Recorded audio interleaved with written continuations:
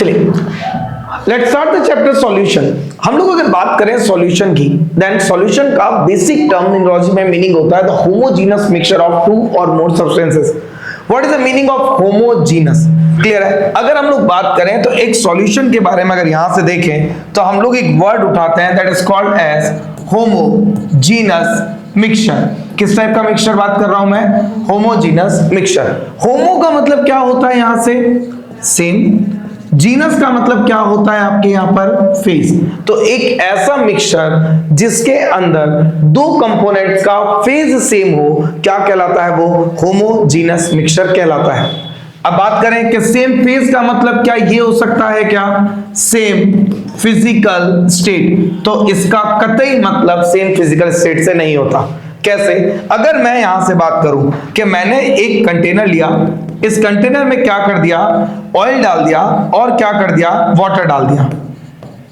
तो आपको जैसा कि पता होगा कि यहां पर जो ऑयल है ये इसके ऊपर तैरता रहेगा। क्या दोनों आपस में मिक्स होंगे क्या कभी भी? नहीं। दैट मीन्स ये दोनों एक दूसरे से सेपरेशन लेयर से बटे हुए होंगे। दैट मीन्स जब दोनों आपस में मिक्स नहीं हो सकते तो ये क्या होंगे? एक दूसरे से सेपरेट रहेंगे। और ऐसे सॉल्यूशन जो सेपरेट रहते हैं वो क्या है? सॉल्यूशन नहीं होते, ये होमोजीनस मिक्सचर नहीं होते। दैट मीन्स होमोजीनस मिक्सचर का एकमात्र कंटेंट क्या कहता है कि आपके दो सॉल्यूशन मिक्सचर या फिर दो आपके कंपोनेंट मिक्सचर के बीच में किसी भी टाइप से कोई भी सेपरेशन लेयर नहीं आनी चाहिए। क्या नहीं होना चाहिए? दो कंपोनेंट्स के बीच में किसी टाइप की कोई सेपरेशन लेयर यहां पर नहीं होनी चाहिए। ये तो हुआ आपके पास पहला पॉइंट जिस पर हम लोग देखते हैं कि आखिरकार सॉल्यूशंस होते क्या है। नेक्स्ट अगर बात करें यहां से सेकंड, यहां से अगर बात करें तो सॉल्यूशन कोई भी चीज का हो ये दो कंपोनेंट से मिलकर बना होता है। पहला कंपोनेंट क्या कहलाता है? सॉल्वेंट। और दूसरा कंपोनेंट क्या कहलाता है? सॉल्यूट। दैट मींस एक सॉल्यूशन में दो कंपोनेंट हमारे को देखने को मिलते हैं। पहला क्या होता है? सॉल्यूट और दूसरा क्या होता है? सॉल्वेंट। अब सॉल्यूट और सॉल्वेंट के बारे में अगर हम लोग पढ़ें तो जो भी पार्टिकल मीडियम प्रोवाइड करेगा वो तो क्या है? सॉल्वेंट। और जो भी कंसंट्रेशन को बढ़ाएगा वो क्या है? सॉल्यूट। या फिर अगर हम लोग नॉर्मल सी लैंग्वेज में देखें तो जो भी कंपोनेंट जो ज्यादा अमाउंट में प्रेजेंट होगा वो क्या है? सॉल्वेंट। और वो कंपोनेंट जो कि कम अमाउंट में प्रेजेंट होगा वो क्या है? आपका सॉल्यूट कहलाता है। नेक्स्ट अगर बात करें तो यहां से ये तो हो गया हमारे पास ऐसे सॉल्यूशंस जिसके अंदर आपके दो ही कंपोनेंट हैं, एक सॉल्यूट एक सॉल्वेंट। अगर सॉल्यूशन के कंपोनेंट्स बढ़ा दो तो इनका नेम भी चेंज हो जाता है। अब जैसे यहां पर एक एग्जांपल दे रखा है आपको, जैसे मैंने क्या किया? शुगर लिया, इसको किसमें मिलाया? वाटर में मिलाया और क्या बना दिया? शक्कर की चाशनी। क्लियर है कि नहीं? हम लोग अगर इनसे प्रिपेयर करें, शक्कर ली, अब ऐसा नमक भी दिख सकता है, आप नमक भी ले सकते हैं। शक्कर लिया, पानी लिया और उसको मिला दिया, that means sugar plus water gives sugar solution. अरे शुगर प्लस वाटर क्या बना रहा आपको? Sugar solution. तो यहां से इसको लेकर के इसमें मिक्सअप किया और एक क्या क्रिएट कर दिया? सॉल्यूशन। तो क्या इन दोनों के बीच में, क्या यहां पर शक्कर के पार्टिकल के बीच में इंटरमिक्सिंग लेयर दिख रही है क्या? नहीं। जब इंटरमिक्सिंग लेयर नहीं दिख रही that means this is the pure solution. अब इन दोनों में से इसका अमाउंट कैसा है? Less amount. तो जब शक्कर का अमाउंट लेस है तो इसको हम लोगों ने क्या नाम दे दिया? सॉल्यूट। सॉल्वेंट ये इसका अमाउंट क्या है? ज्यादा। जिसका अमाउंट ज्यादा है इसे क्या नाम दे दिया? सॉल्वेंट। तो जो कम अमाउंट में था वो क्या कहलाया? सॉल्यूट। जो ज्यादा अमाउंट में था वो क्या कहलाया? सॉल्वेंट। जब इन दोनों को मिक्स किया तो इन दोनों के बीच में कोई सेपरेशन लेयर नहीं आई, दोनों अलग अलग नहीं दिखे, तो हम लोगों ने इसको क्या बोल दिया? Solution. Is it clear? Next अगर यहां से बात करें, यहां से देखते हैं हम लोग सॉल्यूट और सॉल्वेंट के अंदर अगर मान लीजिए अगर कोई भी सॉल्यूट या सॉल्वेंट का जो कंपोनेंट होता है इसके अंदर जो सॉल्वेंट होता है वो डिसाइड करता है उस सॉल्यूशन का नाम क्या होगा। जैसे अगर सॉल्वेंट इज वाटर, सॉल्वेंट क्या है? वाटर है, तो ये सॉल्यूशन हमारा क्या कहलाता है? आपका एक्वस सॉल्यूशन। अगर सॉल्वेंट वाटर है तो यही सॉल्यूशन क्या कहलाएगा? यहां मैं लिख देता हूं that is solvent aqueous solution. जैसे मैंने क्या किया? NaCl लिया, NaCl को किसमें मिला दिया? H2O में, तो ये क्या बन गया? NaCl एक्वस फॉर्मेट में। It just like as a one shot. मैं आपको बहुत स्पीडली इस चैप्टर को करवा रहा हूं। हम कोशिश करेंगे आधे से पौन घंटे में पूरा चैप्टर निबेड़ दें। ठीक है। नेक्स्ट अगर हम लोग बात करें तो सॉल्यूट और सॉल्वेंट में जो सॉल्यूट होता है वो क्या डिसाइड करता है? कंसंट्रेशन। मैंने इसका एक एग्जांपल देता हूं मैं आपको, जस्ट लाइक चेक। मैंने क्या किया, एक कंटेनर लिया, उसके बाद एक दूसरा कंटेनर और एक तीसरा कंटेनर। इन तीन कंटेनर को मैंने नाम दे दिया, that is the A, B and C. इन तीनों के अंदर मैंने क्या कर दिया, पानी भर दिया। तीनों के अंदर पानी कितना था? इसके अंदर भी 100 ml, इसके अंदर भी 100 ml और इसके अंदर भी कितना, 100 ml पानी मैंने भर दिया। अब क्या क्या इसके अंदर मैंने क्या डाला, 1 स्पून शुगर डाला, इसके अंदर क्या डाला, 2 स्पून शुगर डाला मैंने, और इसके अंदर मैंने क्या कर दिया, 3 स्पून शुगर ऐड कर दिया। सबसे मीठा कौन सा कंटेनर, ए, बी या सी? सी। कैसे पता चला सी? शुगर का अमाउंट ज्यादा है। दैट मींस शुगर क्या था हमारे पास, यहां पर अभी हम लोगों ने पीछे देखा था कि अगर मैंने शुगर प्लस वाटर को ऐड करके क्या बनाया था, सॉल्यूशन बनाया था, तो मेरा शुगर क्या था मेरे पास, सॉल्यूट, ठीक है। वाटर क्या था, सॉल्वेंट। तो मैं क्या ये कह सकता हूं कि अगर यहां से सॉल्यूट का अमाउंट ज्यादा है तो उसका कंसंट्रेशन भी ज्यादा है। क्लियर है? मिठास ज्यादा का मतलब क्या हो गया, कंसंट्रेशन क्या है उसका, ज्यादा है। तो सॉल्यूट का अमाउंट ज्यादा होने पर कंसंट्रेशन भी क्या हो गई, इंक्रीज हो गई। तो यहां से मुझे एक चीज पता चल गई कि सॉल्यूट क्या डिसाइड करता है, कंसंट्रेशन। बट तीनों केस में मेरे जो चाशनी बनी शक्कर की, उसकी फिजिकल स्टेट क्या थी, सॉलिड, लिक्विड या गैस? लिक्विड, क्योंकि वाटर का अमाउंट क्या था, ज्यादा। भले मैं ग्लास भर के पानी लूं, 1 चम्मच शक्कर डालूं, 2 चम्मच शक्कर डालूं या 3 चम्मच शक्कर डालूं, जितने भी चम्मच मैं शक्कर डालूंगा, हमेशा जो मेरा कंपोनेंट, जो सॉल्यूशन बनेगा वो लिक्विड ही बनेगा। दैट मीन सॉल्यूट जो शुगर था उसने क्या डिसाइड किया, आपके कंसंट्रेशन। जो सॉल्वेंट जो वाटर था उसने क्या डिसाइड किया, आपके, अरे क्या डिसाइड किया, फिजिकल स्टेट। थोड़ा सा कंसंट्रेट होकर के पढ़िए, that is solvent determines the physical state and solute determines the, अरे सॉल्यूट क्या डिटरमाइन करता है, कंसंट्रेशन। नेक्स्ट अगर बात करें यहां से, यहां देखते हैं, अगर मैं सॉल्यूशंस के नाम लूं तो सॉल्यूशंस के नाम के बिहाफ पर सॉल्यूशंस कितने टाइप के होते हैं, 3 टाइप के। कौन कौन से, बाइनरी, टर्नरी और क्वाटर्नरी। ये किनके बेसिस पे बांटे हम लोगों ने, पहला तो सिंगल सॉल्वेंट, ठीक है। दूसरा कांस्टेंट, अगर 2 कंपोनेंट हैं सॉल्यूट और solvent, then solution is called as binary solution. कोई और कंपोनेंट भी ऐड कर दिया तो क्या, solute is called as ternary solution. और अगर चौथा या पांचवा और भी ज्यादा है तो पॉलीमेरिक सॉल्यूशंस भी होते हैं। नेक्स्ट अब देखेंगे लिक्विड सॉल्यूशंस कितने टाइप के होते हैं। अब हम लोग किस पे आ गए, टाइप्स ऑफ सॉल्यूशंस पे। On the basis of physical states of solute and solvent, solutions are of 9 types. Solutions कितने टाइप के होते हैं, 9 types. कैसे बांटेंगे भाई, सॉल्यूट लिया और क्या लिया, सॉल्वेंट लिया। क्लियर है? कैसे, solid in solid, solid in liquid, solid in gas, पहला सेट। क्लियर है? दूसरा कंपोनेंट क्या लिया, liquid in solid, liquid in liquid, liquid in gas, ठीक है। तीसरा सेट क्या आएगा, gas in solid, gas in liquid, gas in gas. ये 3 सेट बनते हैं हमारे पास। इनकी टेबल आपको इजीली दे रखी है, जहां पर कभी कभार पूछ लेते क्वेश्चंस, बट इंपॉर्टेंट जो है वो कौन सा है, लिक्विड, लिक्विड सॉल्यूशंस। तो हम लोग इसको क्या बोलेंगे, सबसे पहले गैस इन लिक्विड। हम लोग कोल्ड ड्रिंक वगैरह पीते हैं, ठीक है, तो हम लोग कैसे पीते हैं, ठंडी कोल्ड ड्रिंक पीना पसंद करते हैं। क्यों? क्योंकि हमें ऐसा आमतौर पर बोला जाता है कि गर्म कोल्ड ड्रिंक सिर्फ किसकी तरह लगेगी, आपके मीठे पानी की तरह लगती है, क्योंकि गैस सारी क्या हो गई, निकल गई। नॉर्मल लैंग्वेज है, क्या ढक्कन खुला मत छोड़ना कोल्ड ड्रिंक का, उसकी सारी गैस क्या होगी, बाहर इवोपरेट हो जाएगी, सारी गैस क्या हो जाएगी, बाहर निकल जाएगी। That means liquid in gas, this is the carbonated drinks और we can say cold drink, या फिर best example soda water. Clear है? नेक्स्ट लिक्विड इन लिक्विड, ठीक है। आज पार्टी तेरा भाई देगा से पहले वाला सीन, अल्कोहलिक ड्रिंक। क्लियर है? 30 ml से शुरू होता है, अपने तो नहीं होता ना किसी का स्टार्ट, ठीक है, हाँ, नहीं तो पता चलेगा सर हमारा भी 30 ml से शुरू होता है, बाकी फिर उसके बाद 30 ml के 30 चलते हैं, ठीक है। नहीं, अगर हम लोग बात करें तो कैसा, लिक्विड इन लिक्विड स्टेट में, तो अल्कोहलिक ड्रिंक, लिक्विड जो मिला रहे हैं हम लोग, या फिर रूह अफ़ज़ा, हम लोग शराफत वाली बातें भी कर लेते हैं। हम लोगों ने रूह अफ़ज़ा लिया, थोड़ा सा रूह अफ़ज़ा मिलाया, उसके ऊपर पानी डाला, या फिर लेमोनेड, नींबू की शिकंजी, हिंदी में कह देता हूं मैं, कोई महंगी डिश मान ले अपन, ठीक है कि नहीं। नींबू की शिकंजी जो बनाते हैं, नींबू नहीं छोड़ा, नींबू का रस कैसा, लिक्विड स्टेट में, उसके अंदर पानी डाला, वो भी कैसा, liquid, that is liquid in liquid, alcohol and water. Clear है। Next, solid in liquid solution, बहुत बेसिक सॉल्यूशन है, सॉल्ट सॉल्यूशन, शुगर सॉल्यूशन, इस टाइप से सॉल्यूशंस को ये चीजें आते हैं। उसी तरीके से मैं एक और एग्जांपल, सॉलिड इन सॉलिड का एग्जांपल बोलो, एलॉय, ठीक है। सॉलिड इन सॉलिड का क्या, एलॉय। सॉलिड इन लिक्विड हम लोग देख लिया, सॉलिड इन गैस बोलो तो स्मोक हम लोग, but smoke is actually the example of colloid, ठीक है, सॉल्यूशन में, ठीक है। तो आप लोग इसके बारे में एक बार सर्च आउट करिए, एनसीईआरटी में टेबल दे रखे, आप लोग उसको इजीली कर सकते हैं, थोड़ा सा रीड आउट करेगा, इजीली निकल जाएगा। लिक्विड इन सॉलिड, अरे मर्क्यूरी लिक्विड स्टेट में, सॉलिड किसी भी चीज के साथ उसका अमलगम बना दो, ठीक है कि नहीं। नेक्स्ट, लिक्विड इन लिक्विड देख लिया, लिक्विड इन गैस,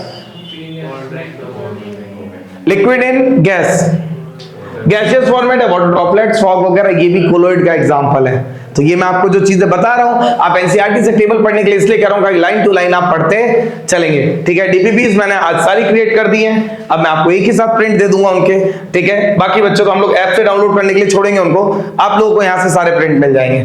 नेक्स्ट अगर हम लोग बात करें,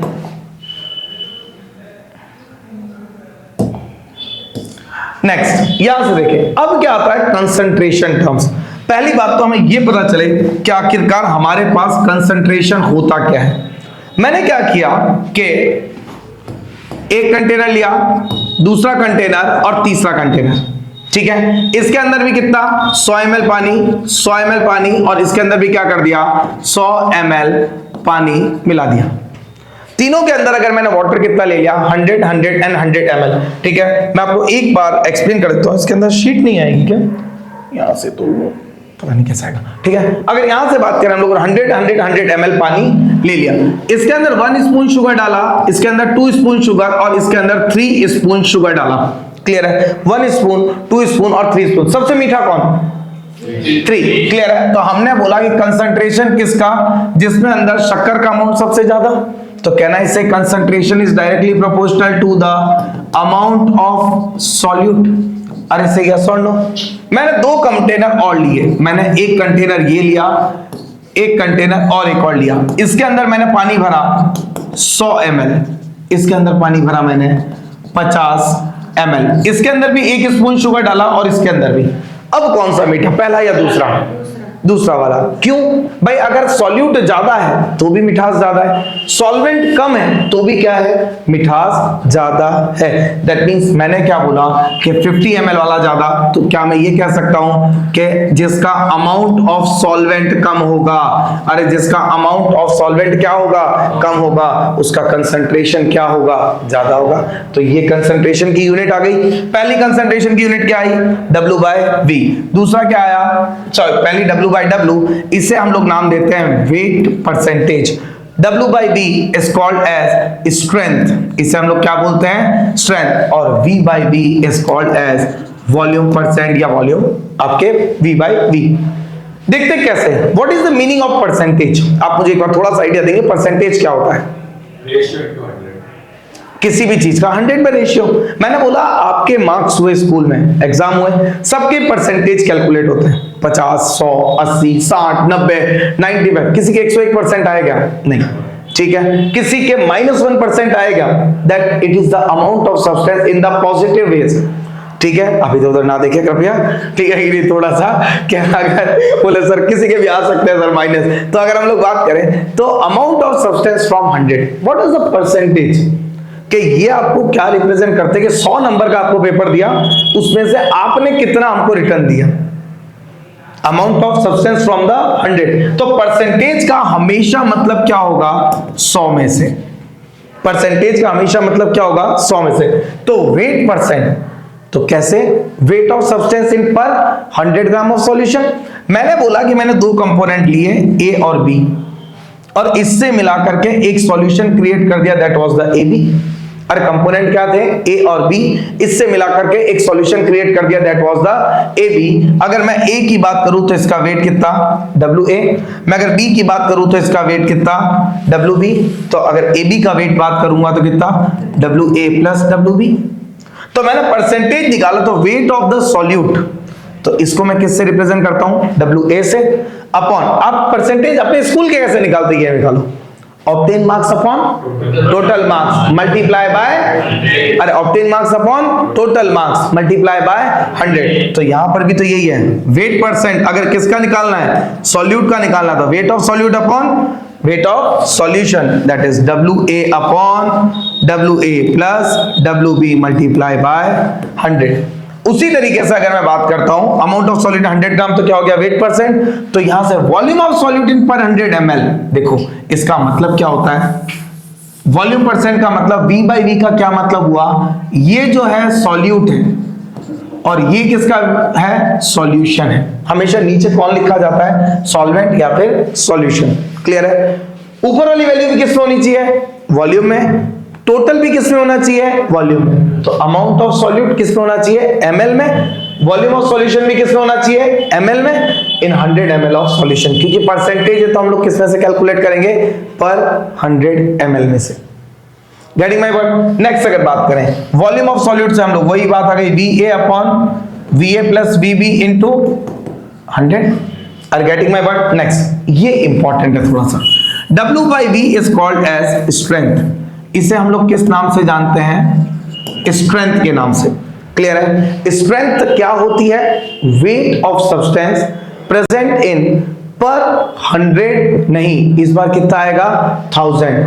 वेट ऑफ सब्सटेंस, यहां पर मोल्स नहीं आ रहे, ध्यान रखना क्या आ रहा है, weight, weight of substance present in per 1000 ml of solution, amount of solute per 1000 ml of solution, that is weight of solute upon volume of solution multiply किससे आएगा, यहां पर वॉल्यूम यहां नहीं आएगा, volume of solution multiply by 1000। अब अपन निकाल किस में रहे हैं, पर 1000 में कैलकुलेट कर रहे हैं, हम लोग इसको निकाल किस में रहे हैं, पर 1000 में कैलकुलेट कर रहे हैं। तो पर 1000 ml, तो मेरे को एक चीज पता है कि 1000 ml, राइट चलेगी शायद, क्लियर है। 1000 ml का मतलब क्या होता है, ओ ठीक है, 1000 ml का मतलब क्या होता है हमारे पास, कैन आई से 1 लीटर, तो क्या मैं इसको बोल सकता हूं वेट इन 1 लीटर, तो इसकी यूनिट क्या हो गई, ग्राम पर लीटर, ये पूछा जाता है।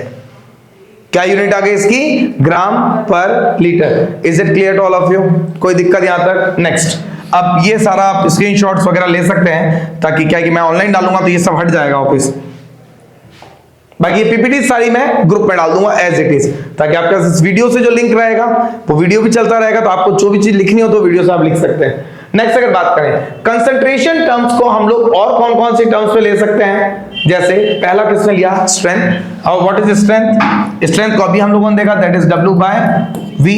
मोलैलिटी, क्लियर है, that is moles per KG of solvent, clear है। Parts per million, weight upon total weight into 10⁻⁶। Molarity, moles upon volume किसमें, litre. Normality, gram equivalent upon volume किसमें, लीटर में। Basic definition क्या बोलती है, molarity into, अरे normality किसके बराबर, मोलैरिटी इनटू वैलेंसी फैक्टर। और mole fraction, mole fraction important, किसी एक के moles upon total moles, XA किसके बराबर। देखो मैं इसको थोड़ा सा एक्सप्लेन कर देता हूं, कहीं आगे काम आएगा। मैंने बोला मैंने कंपोनेंट A लिया और क्या लिया, B लिया। A के मोल्स कितने थे, दैट वाज Na। B के मोल्स कितने थे, that was Nb। Total moles कितने हो गए आपके पास, Na प्लस Nb। आई बात समझ में। मोल फ्रैक्शन क्या कहता है, किसी भी एक सब्सटेंस के moles upon total number of moles, clear है। Na upon Na plus Nb। अगर XB निकालना होगा तो मुझे क्या मिलेगा, Nb upon Na plus Nb, या फिर N टोटल लिख सकता हूं। कुछ बातें ध्यान में रखने लायक है कि XA प्लस XB की टोटल वैल्यू किसके बराबर होती है, 1। The total value of XA plus XB is equal to 1। ये टोटल वैल्यूज किसके बराबर होगी, 1 के बराबर होगी, क्लियर है। और अगर बात करें तो XA अपॉन XB किसके बराबर होता है, Na अपॉन NB के बराबर। दो चीजें ध्यान रखनी है। असर्शन रीजन में भी आ सकते हैं आपके, the sum of the mole fraction is unity that is equal to 1, clear है, और the ratio of mole fraction is equal to the ratio of moles. A और बी का मोल फ्रैक्शन का रेशियो क्या बताएगा, ए और बी के moles के बारे में आपको बताएगा। नेक्स्ट अगर बात करें, मैं सोच रहा था शायद चल जाए तो, नेक्स्ट यहां से स्ट्रेंथ को इन्होंने साफ बता रखा है, that is the weight of solute upon volume in per 1000 ml, clear है, किसके बराबर है, strength equal to weight of solute in per 1000 ml of solution, that is W by V।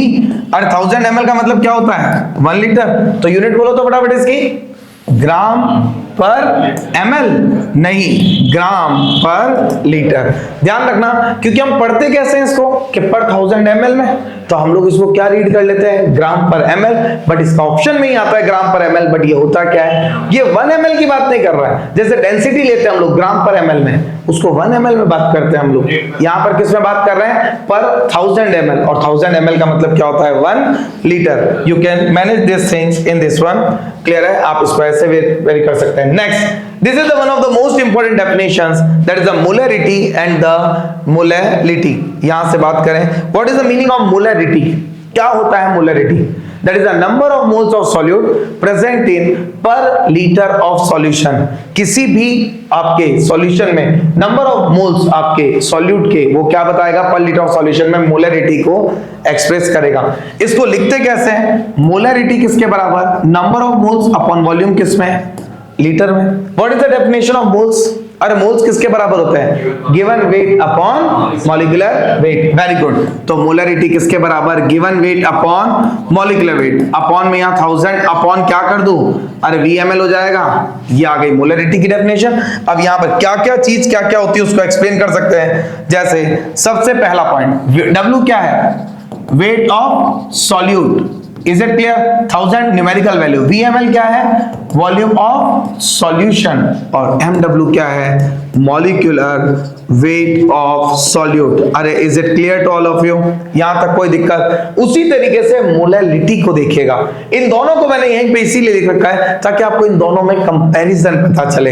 ये क्या बता रहा है, number of moles of solute present in पर लीटर ऑफ सॉल्यूशन। यहां ध्यान रखना, पहली बात तो मोल्स ऑफ सॉल्यूट, दूसरा देखिए हमारा कलर भी चेंज है हम लोग, लीटर ऑफ सॉल्यूशन, क्लियर है। जबकि मोलरिटी की बात करें तो यहां पर क्या है, मोल्स ऑफ सॉल्यूट तो कांस्टेंट है, पर यहां पर केजी आ रहा है। पहली बात तो पर लीटर की जगह क्या आ गया, पर केजी, और सॉल्यूशन की जगह क्या आ गया, सॉल्वेंट, ठीक है। अब देखो इसका फॉर्मूला क्या हुआ, number of moles upon volume in litre, जबकि इसका फॉर्मूला क्या हुआ आपके पास, number of moles in WB।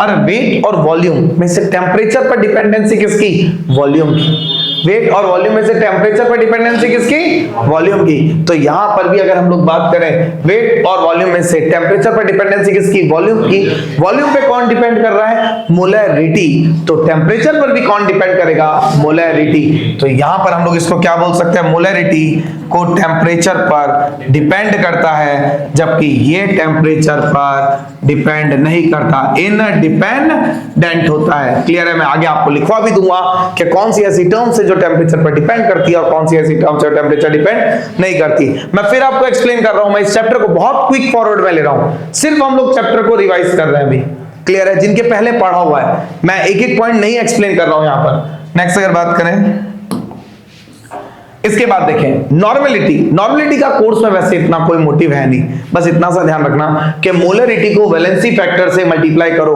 तो क्या आ जाएगी आपके पास, नॉर्मेलिटी आ जाएगी।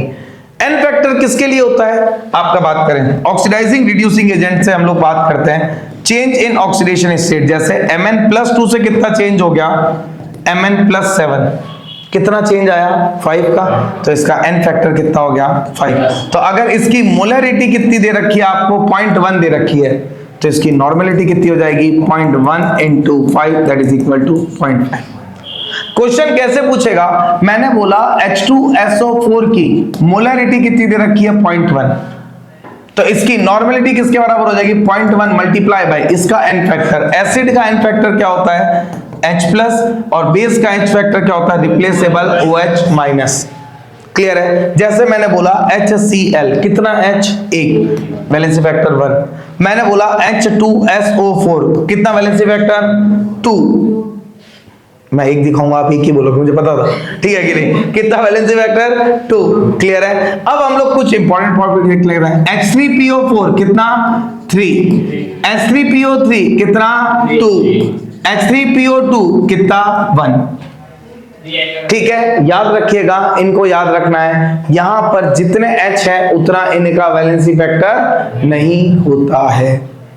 कैसे नहीं होता है? एक्सेप्शंस नहीं है, इनके एक्सप्लेनेशंस हैं, ठीक है। हम लोगों में बाद में कभी आपको एक्सप्लेन करेंगे इसको। इनके स्ट्रक्चर्स पे डिपेंड होता है, जैसे मैं एक को बता देता हूं, ये होता है H3PO4, क्लियर है। कितने हाइड्रोजन ऑक्सीजन से जुड़े हैं? तो 3 वैलेंसी फैक्टर, क्योंकि जो ऑक्सीजन से जुड़ा है केवल वही हाइड्रोजन तो H+ में जाएगा।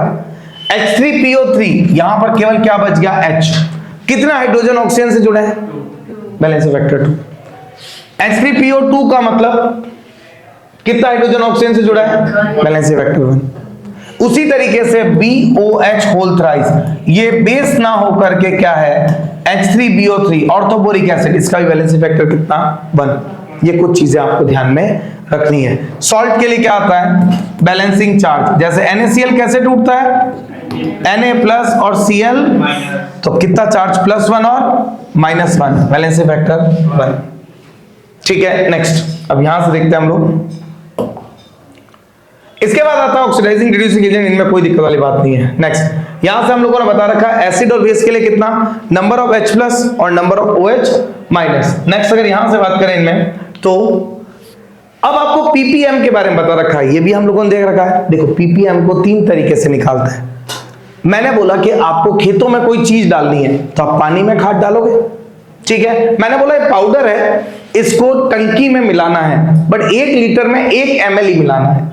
पाउडर नहीं है, मैंने कोई डब्बी दे रखी है। पहले केस में क्या बोला मैंने? एक डिबिया दे रखी है, ठीक है, जिसके अंदर लिक्विड है। मैंने बोला 1 लीटर में कितना मिलेगा? 1 ml ही मिलेगा।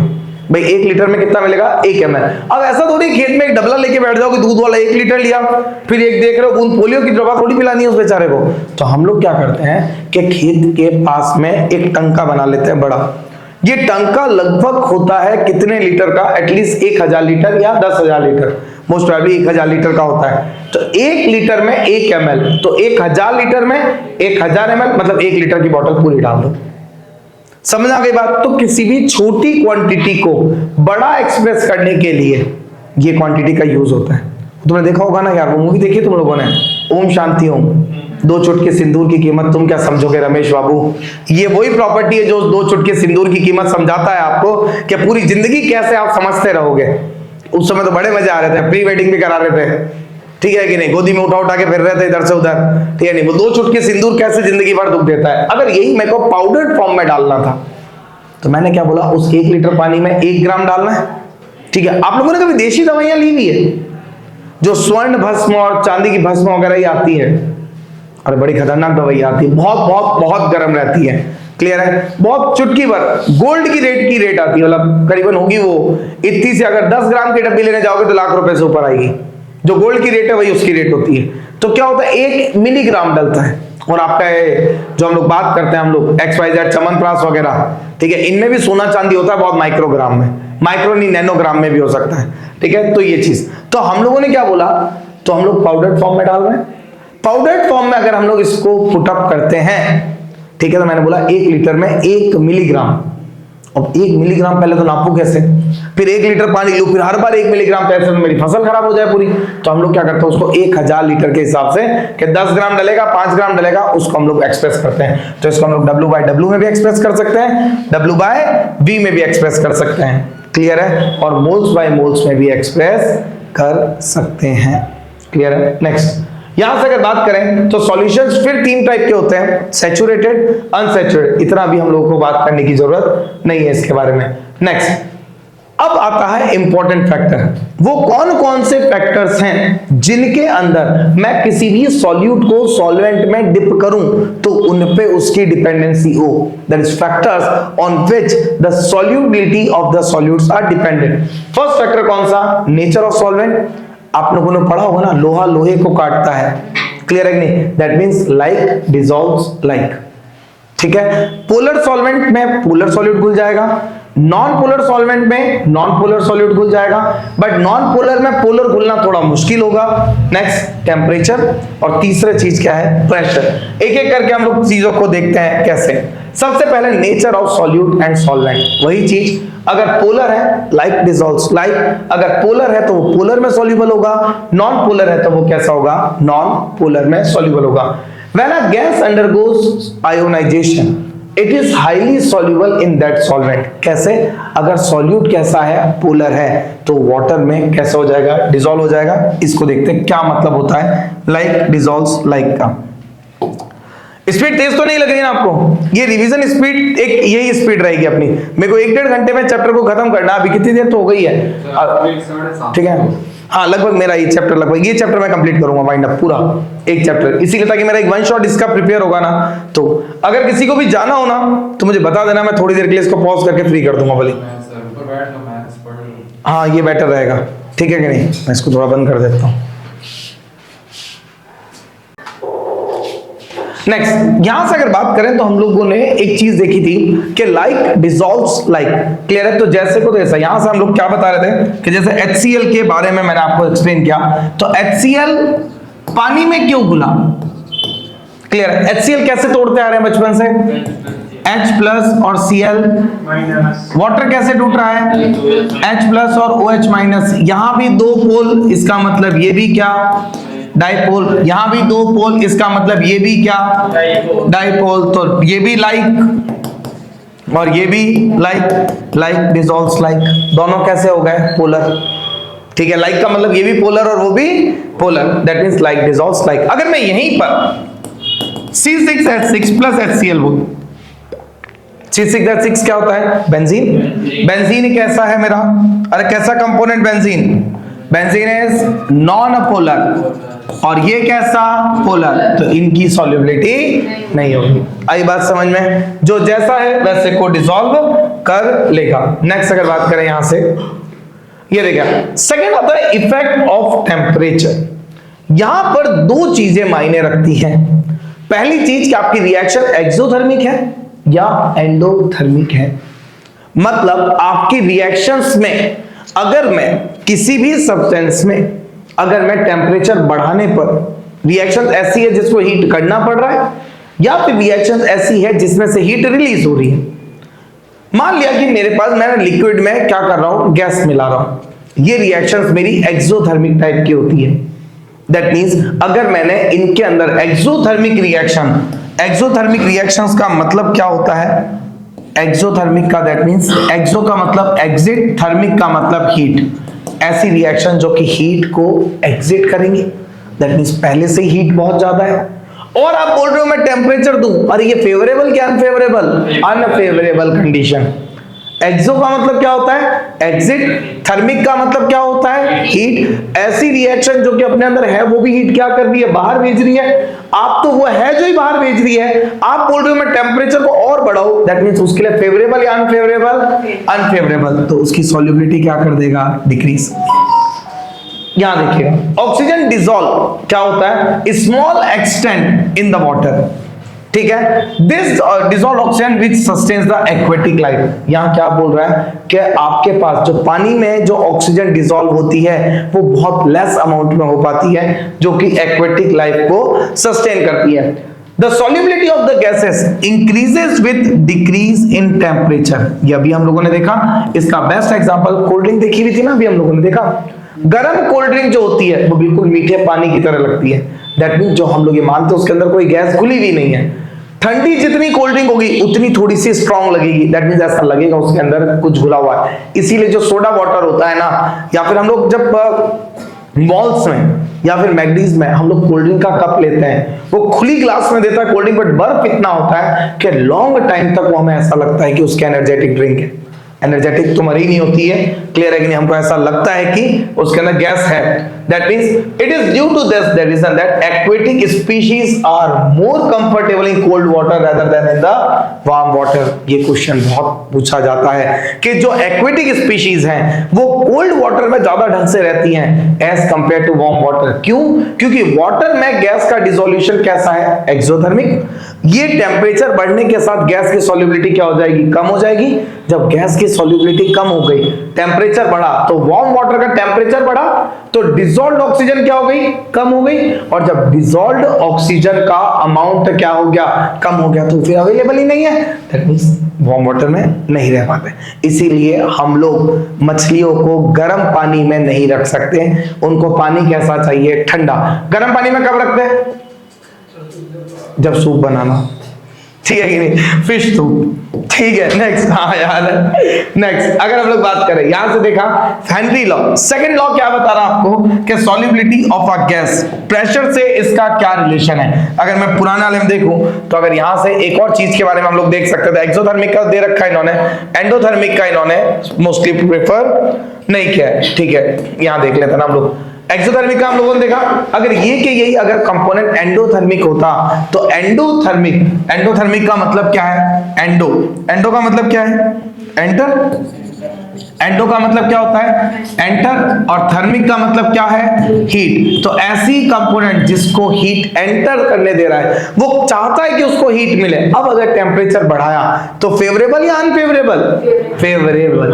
अब कैसी कंडीशन, फेवरेबल। अरे वो तो चाहता है कि उसको कोई हीट दो, तो यहां पर सॉल्युबिलिटी क्या होगी, बढ़ जाएगी। तो एक्सो के लिए क्या होता है, टेम्परेचर इंक्रीज तो सॉल्युबिलिटी डिक्रीज। यहीं में अगर कंपोनेंट एंडो लू तो टेम्परेचर अगर इंक्रीज होगा तो सॉल्युबिलिटी डिक्रीज हो जाएगी, सॉरी यहां पर एंडो के लिए सॉल्युबिलिटी भी क्या हो जाएगी, इंक्रीज हो जाएगी। नेक्स्ट अगर बात करें यहां से, नेक्स्ट यहां से effect of pressure, Henry law कहता है कि x is directly proportional to the, x is directly proportional to the pressure। ये दोनों x यहां आ गए, x किससे डायरेक्टली प्रोपोर्शनल होता है, प्रेशर से।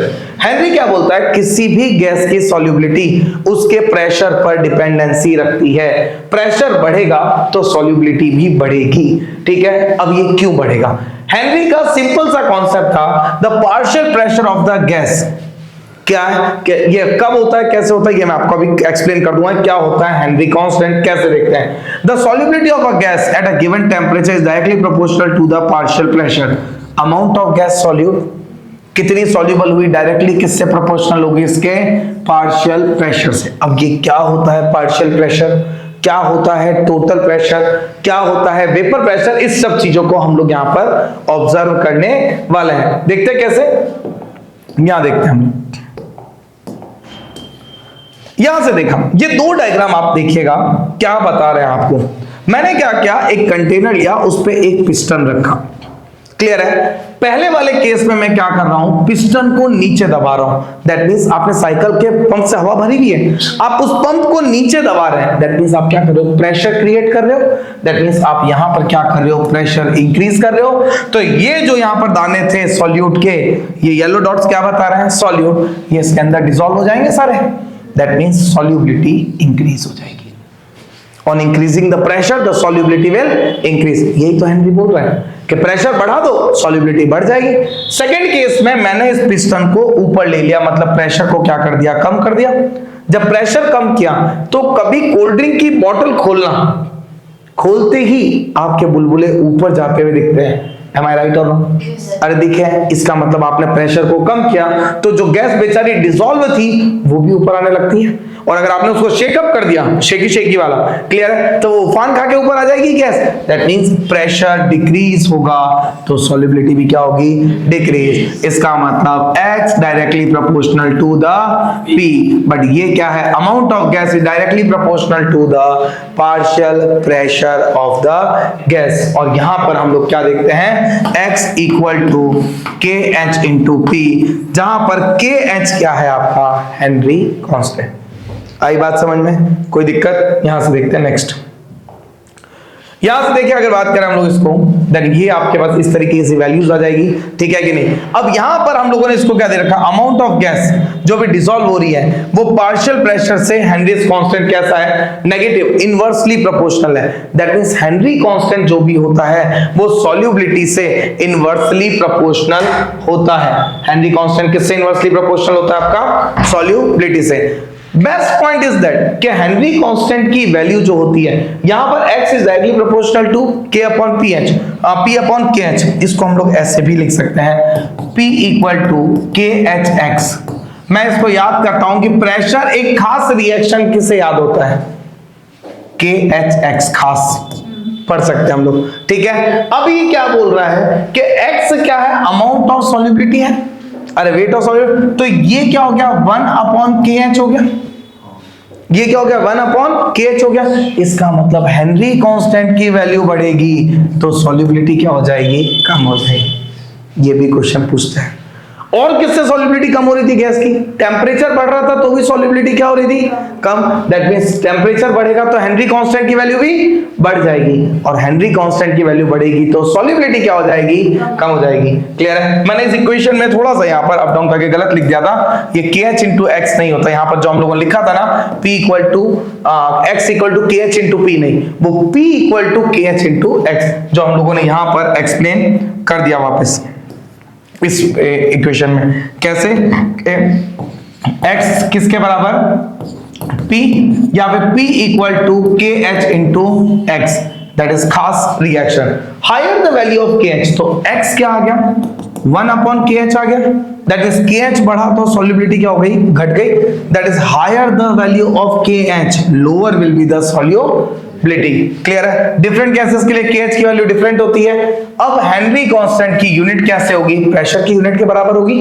अरे भाई P है, क्लियर। X क्या था, अमाउंट ऑफ सब्सटेंस, क्लियर है। अगर मैं बात करूं तो मोल फ्रैक्शन ऑफ द सब्सटेंस ले सकता हूं, और what is the unit of mole fraction, unit less, तो इसकी यूनिट किसके बराबर आती है, प्रेशर के ही बराबर आती है। KH value increases with increase in temperature, वो हम लोगों ने अभी देखा।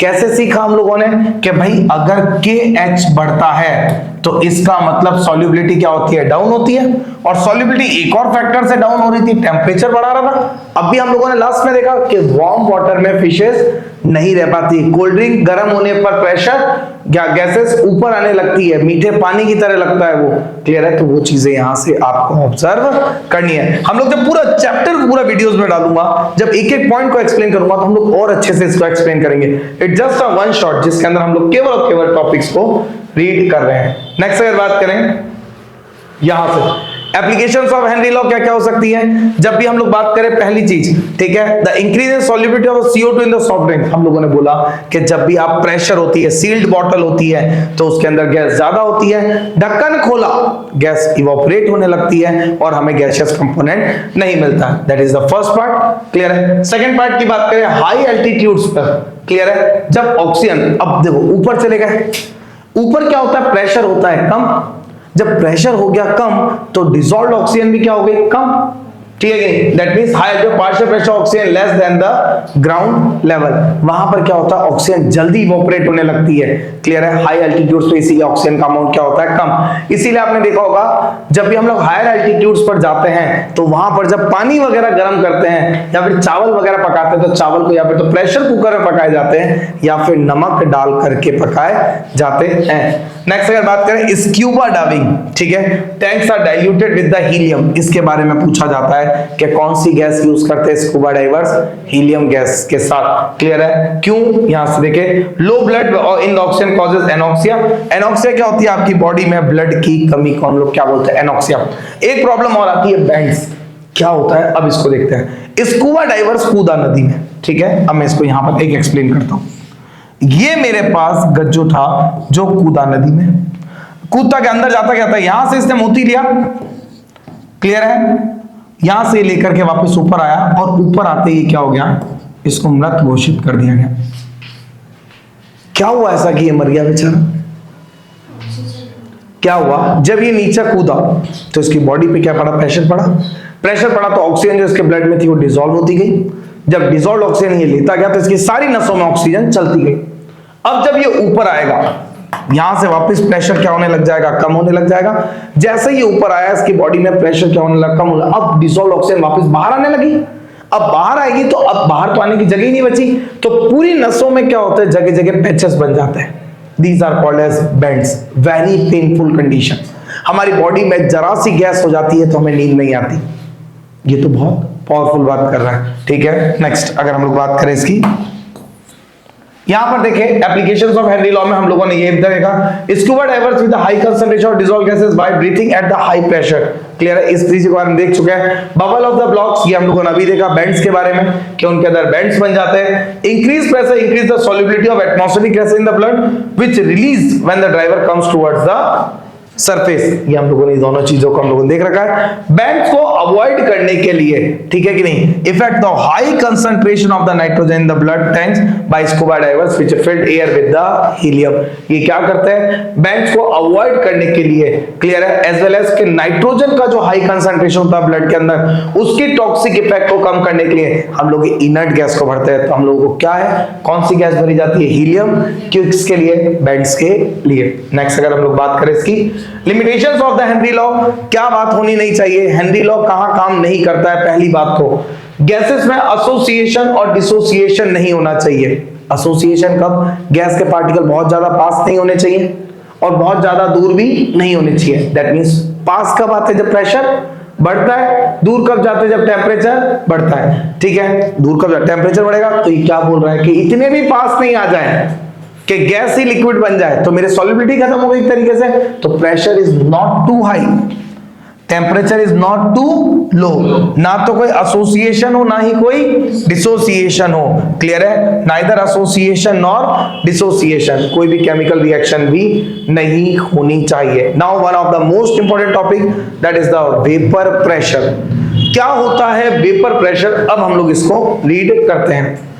मैं इसको पूरा एक बार समझा देता हूं आपको कि आखिरकार वेपर प्रेशर है क्या चीज, फिर हम लोग इसको पढ़ेंगे कि कंडेंसेशन, इवोपरेशन वगैरह ये चीजें क्या होती है, सब चीजें हम लोग एक ही बार में देख लेंगे। Then what is the vapour pressure, first of all we will discuss this thing, कि आखिरकार वेपर प्रेशर क्या होता है और उसको कैसे लेते हैं। मैं इसके लिए अपन ने क्या किया, इसके अंदर भर क्या दिया, लिक्विड भर दिया। ठीक है, लिक्विड बहुत सारा भर दिया भाई मैंने इसके अंदर।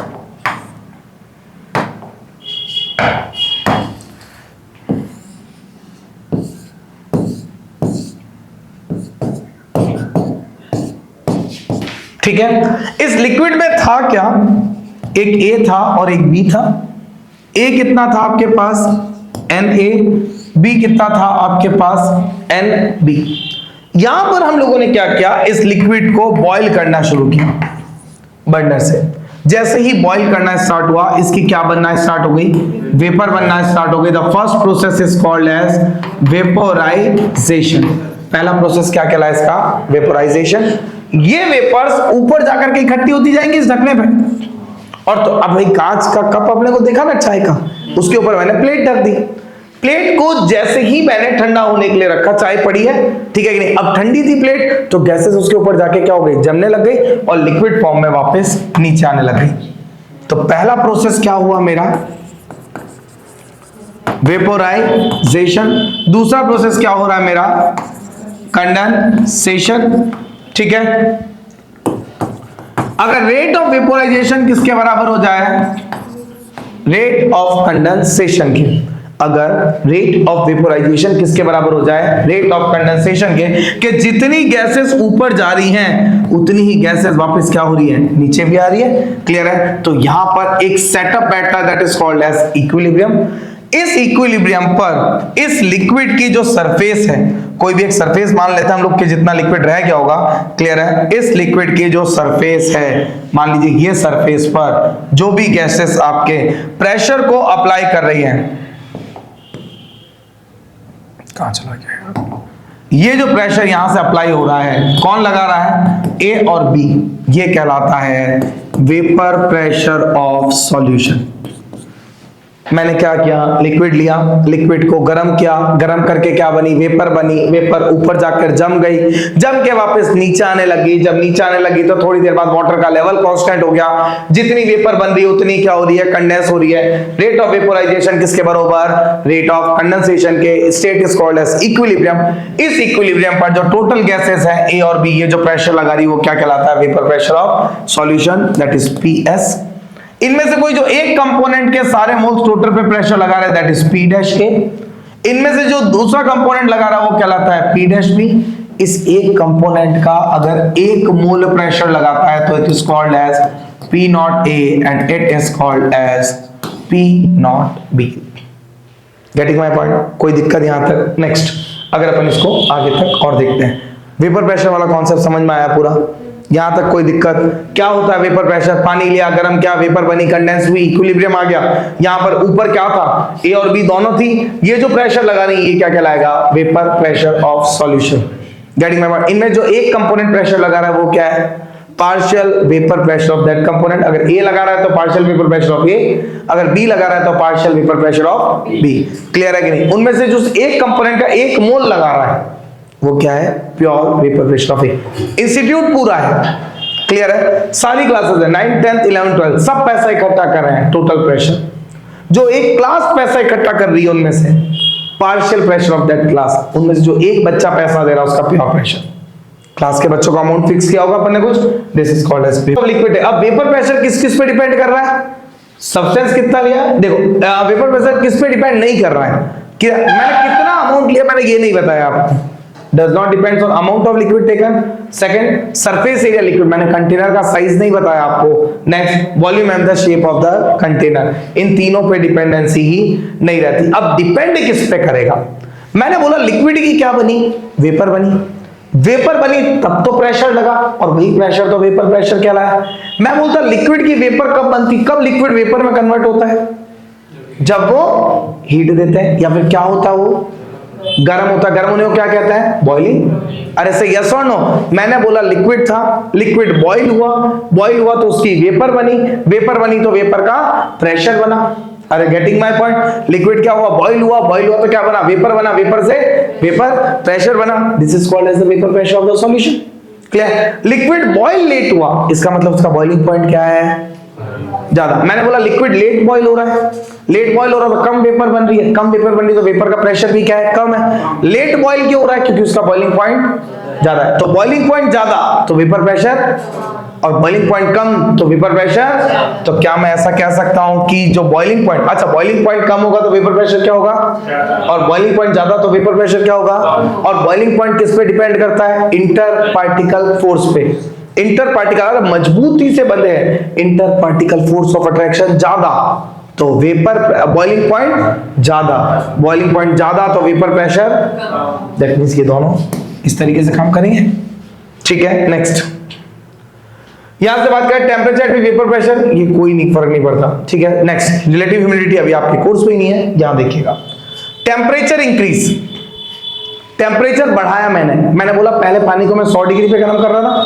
ठीक है, आप लोगों ने सुबह सुबह ठंड चल रही है, हम लोग नहाने का पानी गर्म करते हैं, निवाया करते हैं, कोई भाप निकलती है क्या? थोड़ा गर्म किया वेपर्स, हम लोग मरे उकाड़े बिना नहीं माने उसको। ठीक है कि नहीं? उकाड़े बिना तो हाँ, जब तक पानी से अपन वो नहीं हो जाए जलने जैसी वाली फीलिंग कि प्रताड़ित नहीं करती थी पुराने टाइम के सास बहुओं को। ठीक है, वैसे तो पानी हमको नहाने के लिए चाहिए, क्यों भाई?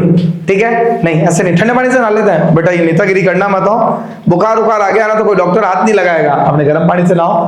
बाहर दोस्तों को बोलो कि हम ठंडे पानी से नहाते हैं, उनको क्या पता, कौन अपने को नहाते हुए देखना आता है। ठीक है कि नहीं? तो अगर हम लोग बात करें तो यहां से टेम्परेचर को हमने देखना आना भी नहीं चाहिए।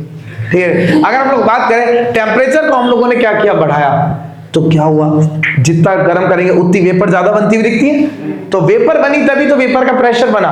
टेम्परेचर बढ़ेगा तो वेपर का प्रेशर भी बढ़ेगा। अरे टेम्परेचर बढ़ेगा तो वेपर का प्रेशर भी क्या होगा? बढ़ेगा। देन यहां से देखिए टेम्परेचर बढ़ा तो पार्टिकल क्या हो गए? इन मूवमेंट स्टार्ट हो गया। और पानी उकलने लगता तो खन खन खन खन खन आवाज आने लगती है, इसका मतलब ऐसा लगता बुलबुले उठ के ऊपर आ रहे हैं। दैट मींस पार्टिकल क्या हो रहा है आपका? अरे जब पानी बढ़ रहा है तो पार्टिकल के अंदर क्या हो रहा है? उसका वेपर प्रेशर सॉरी उसकी पार्टिकल की काइनेटिक एनर्जी क्या हो रही है? बढ़ रही है। और पार्टिकल की काइनेटिक एनर्जी बढ़ेगी तो वो इधर से उधर टकराएंगे और टकरा के सरफेस पे भी टकराएंगे तो उनके द्वारा लगने वाला प्रेशर भी क्या होगा? बढ़ेगा। एक मैंने बॉल को इस पे यू मारा और एक मैंने खिंचा के फेंक के मारा, वही बॉल जब स्ट्राइक की काइनेटिक एनर्जी के साथ जाके लगेगी तो प्रेशर ज्यादा लगाएगी, काइनेटिक एनर्जी बढ़ती है तो वेपर का प्रेशर भी बढ़ता है। Temperature increase, kinetic energy increase, kinetic energy vapour pressure भी इंक्रीज। तो टेम्परेचर इंक्रीज होने के साथ वेपर प्रेशर क्यों इंक्रीज होता है? काइनेटिक एनर्जी इंक्रीज होती है। बॉइलिंग पॉइंट बढ़ेगा तो वेपर प्रेशर कम होगा। इंटरपार्टिकल फोर्स ऑफ अट्रैक्शन बढ़ेगा तो वेपर प्रेशर कम होगा। बात आई समझ में? नेक्स्ट यहां पर अब बात आती है राउल्ट कहता है कि किसी भी कंपोनेंट का वेपर प्रेशर जो होता है, क्लियर है, वो किससे डायरेक्टली प्रोपोर्शनल होता है, उसके मोल फ्रैक्शन से। P dash equal to P not A into X A, और उसी तरीके से P डैश B किसके डायरेक्टली प्रोपोर्शनल होता है, P not B into X B. P dash A, यहाँ पर P A क्या है, partial vapour pressure of A, अरे P डैश A क्या है, partial vapour pressure of A, clear है, और P डैश B क्या है, partial vapour pressure of B, that is called as partial vapour pressure of A। ये क्या है आपके पास, मोल फ्रैक्शन ऑफ A, और P नॉट A क्या है, ये लिखा हुआ है यार, मैं क्यों, मतलब pure pressure of A, clear है, यहां तक क्लियर हुआ। तो राउल्ट क्या बोलता है कि किसी भी कंपोनेंट का पार्शियल वेपर प्रेशर किससे डायरेक्टली प्रोपोर्शनल होगा, उसके मोल फ्रैक्शन से। जब कंप्लीट वीडियो करेंगे तब हम लोग इसको देखेंगे कि इसका मतलब क्या होता है। थोड़ा सा मैं एक्सप्लेन कर देता हूं। मैंने बोला एक क्लास में अगर एक बच्चे से मैं 100 रुपए ले रहा हूं, 10 बच्चे हैं, कितने रुपए जमा हुए, 20 बच्चे हैं तो 20,000 मत बोलना बेटा, तुम्हारे बायो वालों को गिनती आती है तुम्हारे को 10 तक पूरी, ठीक है, ध्यान, तेरे मैथ से की बायो है तो गिनती आती पूरी 10 तक पूरी। और पहाड़े कहां तक आते हैं, 2.5 का बोल दो, नहीं आता, ठीक है, चलिए, मेरे को भी नहीं आता, ठीक है, चलिए नेक्स्ट। अगर यहां से बात करें हम लोग, तो यहां पर देखें तो हम लोग किसको बात कर सकते हैं, हम लोग P nought equal to P dash से किसके, P नॉट इंटू एक्स है। मैंने बोला 10 बच्चे थे तो कितने रुपए इकट्ठे हुए, 1000, 20 हुए तो 2000, 30 हुए तो 3000, 40 हुए तो 50 हो गए तो शाबाश। हम बायो वालों को इतनी तो गिनती आती है, हजारों में तो हम बातें कर लेते हैं। तो अगर हम लोग बात करें तो नंबर ऑफ पार्टिकल बढ़ रहे हैं तो क्या हो रहा है, कंपोनेंट का प्रेशर भी, पैसों का वजन भी बढ़ता जा रहा है, that mean number of particle बढ़ने का मतलब मोल फ्रैक्शन बढ़ रहा है। एक तरीके से मोल फ्रैक्शन बढ़ेगा तो पार्शियल प्रेशर बढ़ेगा, और वो किसके डायरेक्टली प्रोपोर्शनल है, P नॉट A से मल्टीपल्स में चल रहा है। अरे एक बच्चे से तो 100 रुपए ले रहे हैं ना हम लोग, बात आई समझ में। बहुत बाद में हम लोग इसको बहुत अच्छे से और देखेंगे। अभी केवल क्या करना है कि राउल्ट क्या बताता है, the vapour pressure of the solution is directly proportional to the partial pure pressure या mole fraction of the component. This is the Raoult's law. Next अगर यहां बात करें तो P डैश A की जगह मैंने P डैश B भी लिख सकता हूं मैं इसी तरीके से, ठीक है। देन यहां से ये आ गया पूरा कंपोनेंट हमारा। यही चीज कर रहे थे हम लोग, x और x भी इसके मोल्स थे, a और b, जितने x और x भी ज्यादा होंगे उतने यहां पर a और b ज्यादा बनेंगे। तो a और b मिलाकर के जो प्रेशर लगा रहे हैं, जिनमें जो a प्रेशर लगाएगा that is P dash A था, तो P dash A is directly proportional to the xa, then P dash A equal to P not A xa, और P डैश B किसके बराबर, P नॉट B XB। तो P total किसके बराबर, A plus B, that PA plus PB। आप लोग NCERT में इसको P डैश से शो कर रखा है, देन P टोटल किसके बराबर, P not A XA plus P not B XB। इसके ऊपर क्वेश्चन आते हैं, ठीक है, न्यूमेरिकल्स आते हैं। कैसे बात करेगा वो, मैंने बोला मैंने A के कितने मोल दे दिए 2, और P नॉट A कितना दे दिया 100, B के कितने मोल दे दिए 3, और P नॉट B कितना दे दिया आपके 200, ठीक है। अब P टोटल कैसे, तो P नॉट A इंटू ये कितना था NA था, और ये क्या था NB, तो टोटल कितने मोल हो गए 5। तो XA की वैल्यू कितनी आ गई 2/5, XB किसके बराबर आ गया 3/5। कैसे निकालते हैं XA और XB, पीछे सिखाया था NA upon N total. NA कितना 2, N टोटल कितना 5, तो XA कितना 2/5, NB कितना 3, N टोटल कितना 5, 3/5। और अगर मैं XA और XB की जगह यहां रख दूं 2/5, यहां कितना रख दूं 3/5। P नॉट A कितना दिया 100, और P नॉट B कितना दिया 200। इसको सॉल्व करते P टोटल आ जाएगा, ठीक है। और ये न्यूमेरिकल आता है मोस्टली, इतना इजी देता है वो, A मोल B मोल सब फैक्टर्स यहीं से निकलेंगे आपके, ठीक है। नेक्स्ट की अगर हम लोग बात करें वेपर प्रेशर और मोल फ्रैक्शन में रिलेशन, ठीक है, हम लोगों ने ये बात करी थी कि जिसका वेपर प्रेशर ज्यादा उसका boiling point come, boiling point of A is less than the boiling point of the B, तो vapour pressure of A is more than the vapour pressure of B। और वोलेटाइल के बारे में पूछे तो भी यहां से हम निकाल सकते हैं, ठीक है। नेक्स्ट अगर हम लोग इस पे बात करें तो ये कैसे बताएगा मोल फ्रैक्शन, ये तो काम का ही नहीं है। नेक्स्ट आइडियल सॉल्यूशंस, वो सारे सॉल्यूशन जो कि राउल्ट लॉ को फॉलो करेंगे वो क्या कहलाएंगे आइडियल, जो फॉलो नहीं करेंगे वो क्या कहलाएंगे नॉन आइडियल सॉल्यूशन। यहां पर देख सकते हैं कि कौन कौन सा आइडियल्स होते हैं। पहली बात तो इनके लिए राउल्ट लॉ को फॉलो करेंगे, इनके लिए डेल्टा एच मिक्स कितना होना चाहिए? 0। दैट मींस एच का मतलब होता है एंथैल्पी। दैट मींस ना मैं अगर कोई भी दो कंपोनेंट को मिक्स करूं, ना तो उनसे हीट रिलीज हो, ना ही उनसे हीट एब्सॉर्ब हो। दैट मींस डेल्टा एच कितना हो? 0। डेल्टा वी मिक्स कितना होना चाहिए? 0। दैट मींस अगर मैं 1 लीटर और 1 लीटर मिलाऊं तो 2 लीटर मिलने चाहिए। तो ये तो जगत जानता है कि 1 लीटर 3 लीटर नहीं होते, तो फिर ये आइडियल क्या हुआ? अरे कहने का मतलब, मैं अगर यहां पर एक एग्जांपल लेता हूं, मैंने क्या किया, H2 प्लस हाफ O2 मिला करके क्या बना दिया? H2O। इसका कितना मोल? 1 मोल। मेरे को एक ही दिख रहा है, ठीक है। इसका कितना? 1/2 मोल। और इसका कितना मोल? 1 मोल। 1 मोल लिक्विड कितने के बराबर? 18 ml के बराबर। और मैं तो बोल रहा हूं गैस ही बन गई होगी ये तो, कितना? 22.4 लीटर ही बन गया पूरा। तो 1 मोल का मतलब कितना? 22.4 लीटर। हाफ मोल का मतलब कितना? 11.2 लीटर। अरे मिला के बनना कितना चाहिए था? 33.6 बनना चाहिए था। बना कितना है? तो ये दोनों सेम थोड़ी हुए। अरे इतने से इतना मिला करके ये थोड़ी बना, तो ये आइडियल सॉल्यूशन का फॉलो अप ही नहीं कर रहे। इसका मतलब आपका क्या होना चाहिए? फेज ट्रांसफॉर्मेशन नहीं होना चाहिए, ठीक है। एग्जांपल्स इन्होंने बहुत सारे दे रखे हैं, ठीक है। आइडियल के एग्जांपल याद करने का बेस्ट तरीका पता है क्या है? जो सिमिलर दिख जाए वो सारे आइडियल है। N hexane, n heptane, hexane heptane, alkane हो गए ideal. Ethyl bromide, ethyl iodide, bromide iodide, ठीक है। क्लोरोबेंजीन, ब्रोमोबेंजीन, बेंजीन, टोलुइन, ये सब कौन सा है? आइडियल, ठीक है। जो सेम सेम दिख रहे हैं वो सब आइडियल है। नेक्स्ट नॉन आइडियल सॉल्यूशन, जो राउट लॉ को ओबे नहीं करे, ठीक है। वहां जो बराबर था वहां बराबर नहीं होना चाहिए, क्लियर है कि नहीं? वहां क्या था आपके पास? डेल्टा एच मिक्स कितना था? 0, या 0 नहीं होगा। वहां डेल्टा वी मिक्स कितना था? 0, या 0 नहीं होगा। वो राउट लॉ को फॉलो कर रहे थे, ये फॉलो ही नहीं करेंगे। नेक्स्ट, वहां पर जो आपने ए और बी मिलाए थे, तो ए के इंटरेक्शन किसके बराबर थे? बी के इंटरेक्शन के बराबर, और वही किसके बराबर थे? ये देखिएगा, इंटरेक्शंस शुड बी सेम। अभी आगे आपको डिफरेंस बता देंगे, ठीक है। डिफरेंस वाला है ही नहीं कॉलम इसमें। नेक्स्ट अगर बात करें, हम लोग आइडियल को क्या बोलते हैं? जो ए और ए के इंटरेक्शन थे, जो बी और बी के इंटरेक्शन थे, वही किसके इंटरेक्शन आने चाहिए? ए बी के इंटरेक्शन आने चाहिए। जबकि नॉन आइडियल में ऐसे कोई भी इंटरेक्शन वाला सीन नहीं होता है। अब मैंने बोला एक बच्चा घर से निकला स्कूल गया, स्कूल से निकला घर गया, बच्चा आइडियल, ठीक है कि नहीं? बच्चा आइडियल, वेरी गुड। घर से निकलते ही, कुछ दूर चलते ही, ये घर से निकला और उसका स्कूल। घर से वो बच्चा 7 बजे निकलता है, 7:30 बजे स्कूल पहुंचता है, स्कूल से 12 बजे निकलता है, 12:30 बजते बेचारा घर पहुंच जाता है। घर से स्कूल, स्कूल से घर, बच्चा कैसा? आइडियल। बच्चा 7 बजे घर से निकला, स्कूल नहीं पहुंचा, ठीक है कि नहीं? बच्चा 7 बजे घर से निकला परंतु वो स्कूल नहीं पहुंचा। अब 2 केस हो सकते हैं। केस फर्स्ट, कि बच्चा अपने किसी मित्र के साथ बैठकर पढ़ाई कर रहे हैं,